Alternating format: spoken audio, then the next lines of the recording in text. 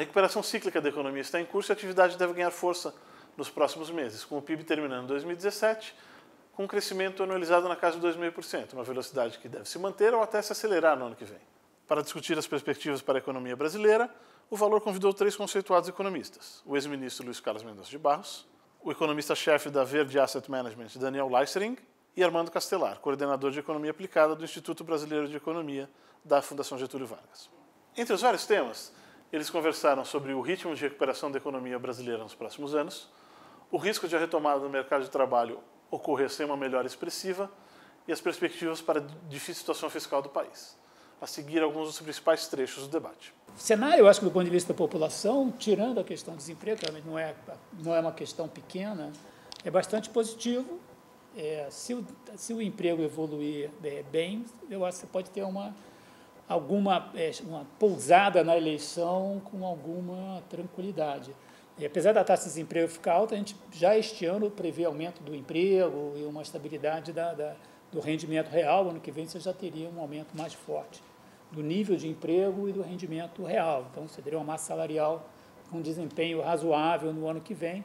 Isso pode dar uma sustentação, eu acho, boa para uma eleição que não seja muito preocupante. Eu acho que, inevitavelmente, vai ser uma eleição para usar a expressão que, não lembro agora quem usou outro dia, foi o Haddad, com muitos aventureiros, a esquerda e a direita, e com muito discurso populista. Em linhas gerais, assim, o cenário que a gente tem também é de uma retomada da economia que começa de maneira gradual e atinge alguma certa velocidade de escape de cruzeiro ao longo do segundo semestre.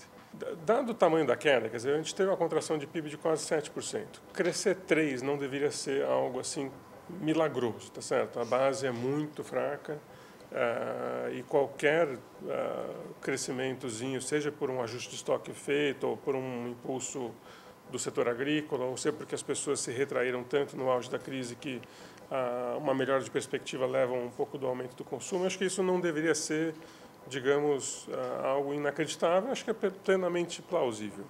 Onde eu vejo mais riscos do que o cenário do Armando é na questão justamente do mercado de trabalho, porque a gente viu a taxa de desemprego sair aí de algo como 6,5% para algo perto de 13%, né, num intervalo de tempo muito curto, que é de fato um aumento muito drástico do desemprego.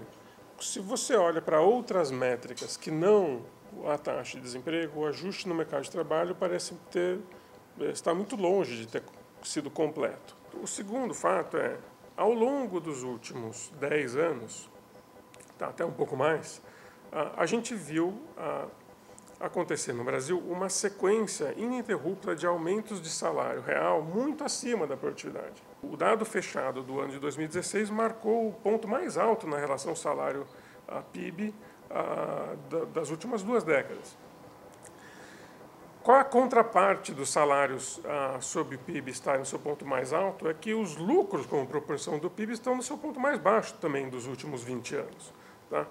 E eu digo isso que é particularmente relevante para o caso que a gente se encontra, porque se as empresas querem voltar a produzir alguma coisa, querem voltar a investir para aumentar a sua capacidade, elas vão ter de alguma maneira de recompor a rentabilidade que elas perderam ao longo desse processo. Então, a gente segue numa situação, numa visão um pouco mais cautelosa. Acho que eventualmente a gente chega até a ter um PIB de 2,5% eventualmente em 2018, mas me parece que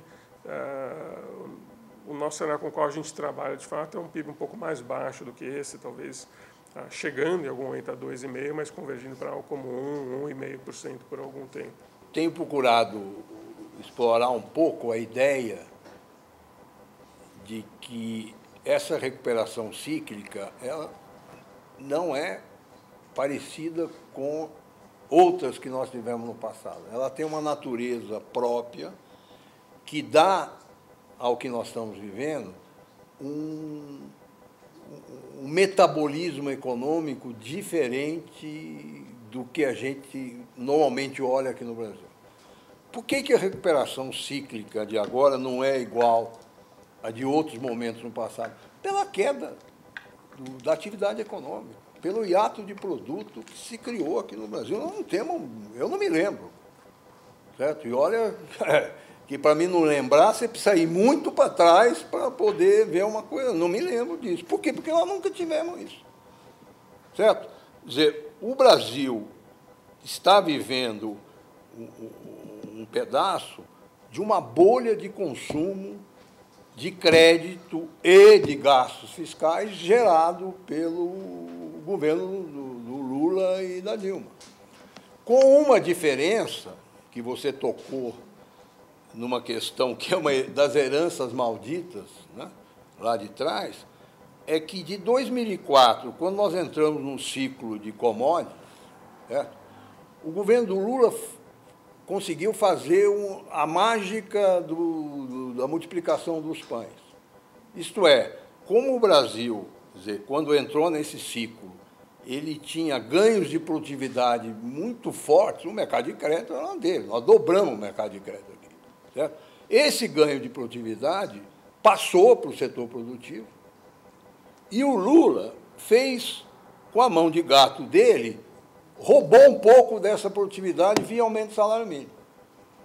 Certo? Como nós sabemos que o salário mínimo é a base principal do mercado de trabalho, da pirâmide de salários, quando ele aumentou o salário mínimo, as empresas foram obrigadas a empurrar para cima toda a sua estrutura de salário. No momento que o ganho de produtividade era tal que dava para dar um pedaço para o trabalho e ganhar um baita de um pedaço no capital. Só que este período, ele termina em 2008, 2009, 2010, certo? Tem um último respiro que foi dado pela China, não por nós. A China, em 2010, teve aquela política ultra expansionista que empurrou o preço de commodities tudo lá para cima, e o Brasil ganhou um novo fôlego. Só que é a visita da morte, é aquela euforia, a última euforia, né, de um sujeito que está doente. O que nós estamos vivendo hoje, ela é, em termos macroeconômicos e mesmo micro, diferente dos outros. Agora, que claramente, com os ajustes que foram feitos, com uma nova política econômica, vamos dizer assim, e com essa queda, você diz dos 7% do PIB, eu uso os 11% da absorção interna que o argentino lá, o Monteiro fala, certo? 11% de queda da absorção interna. Isso que é a mesma coisa que aconteceu nos Estados Unidos e quase a mesma coisa que aconteceu na Europa. Isto é, essa dimensão da queda da demanda interna, ela gera um metabolismo econômico que é diferente. Tanto é verdade que o Fed foi por esse caminho, né, o Draghi foi por esse caminho, e hoje você tem um sucesso extraordinário de uma política monetária que sempre foi catalogada pelos conservadores como irresponsável. E nós estamos aqui, me desculpe, mas a maioria dos analistas, considerando que nós estivéssemos vivendo um período de contração de demanda absolutamente normal, igual que nós tivemos no passado, e não é. Só que isso tem ainda um outro problema mais grave, é que nós devíamos estar ajudando o governo Temer a se fortalecer para enfrentar não só as reformas, como a eleição que tem em 2018. E a atuação do Banco Central está fazendo exatamente o contrário. No momento em que nós precisaríamos ter realmente estímulos na economia para que a opinião pública começasse a sentir ventos melhores, nós estamos empurrando para frente isso. E só mais uma coisa que eu concordo com você, o mercado de trabalho nosso, ele ainda herdou do Lula realmente um desequilíbrio entre produtividade e salário, medido por qualquer forma que você queira medir. Certo? E que, portanto, ao longo do tempo, as empresas vão ajustar isso. Agora, tem uma outra coisa que você não considerou, e para mim é importante, que é o que eu chamo de síndrome do empregado desempregado. Certo? Que é uma coisa que o Zé Pastore fala muito. Isto é, quando você começa com uma crise de desemprego como nós tivemos, mesmo o cara que está trabalhando, ele começa a agir como se estivesse desempregado, dado drama que é, de repente, ele ver o vizinho, o parente, o amigo desempregado sem renda totalmente. Então, ele trava. Quando começar a pintar, né, na mídia, nas conversas de bar, um certo, olha, o fulano de tal voltou a ser empregado, o outro...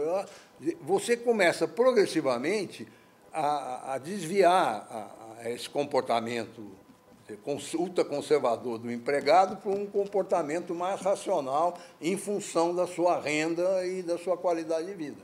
É este movimento, não a redução do desemprego, que vai levar a um certo estímulo de consumo. Certo? E é por isso que o meu número para 2018 é um pouco mais alto que o de vocês dois. Agora, isso não resolve o problema da herança de desequilíbrio de salário e produtividade que você levantou muito bem e que eu concordo. Para mim, o crucial, certo, é uma política monetária realmente que não está levando em consideração o fato de nós estarmos vivendo uma depressão, uma quase depressão, com uma característica muito própria, e mais do que isso, nós estamos jogando o nosso futuro aí em 2018.